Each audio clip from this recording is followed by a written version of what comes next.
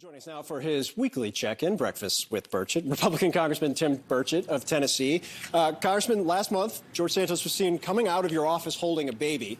When a reporter asked Santos if it was his baby, he replied, quote, "Not yet." A lot of questions about that, and we'll get to the serious stuff in a minute. But just to start, did we ever figure out the origin of the baby?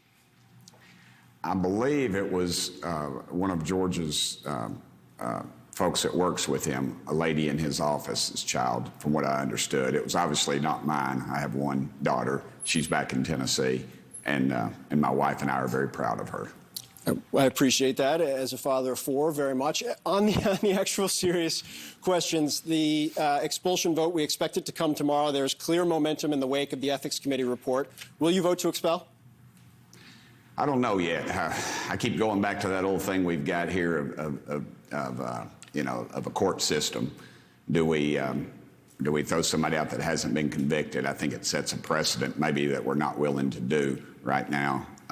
But I suspect the momentum's there. I see the public opinion. I told George he ought to resign at the last minute, and we carry him off the House floor like a scene from Rudy, and he can sort of pose like George Washington crossing the Potomac. So I know he likes the show, but honestly, I mean, we all know he's leaving, and I do believe in due process. So that's kind of where I'm hung up on, and there's several Democrats who are as well. It's kind of a paradoxical Rudy who was carried off for accomplishment. This would seem to be the opposite to some degree. Yeah. I do want to ask you, we always talk about legislative issues, in particular appropriations. The Speaker of the House, who you support, has been more open, I think, to the idea of putting together Ukraine and Israel aid, so long as it has a border component. Those negotiations very much underway, particularly in the Senate.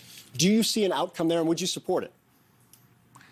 No, I haven't supported any funding for Ukraine. We're supporting a war in a corrupt country against a dictator, obviously, Putin.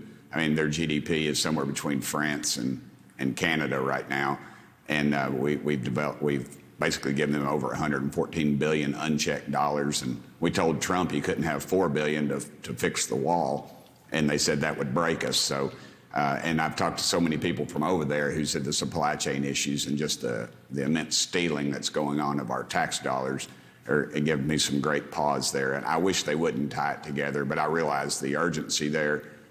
With our own border, if you look at just the vast numbers, the millions of people that have come over our border unchecked, and some of them on our terrorist watch list, obviously. So, and border provisions for you, the border provisions wouldn't be enough to shift your opposition.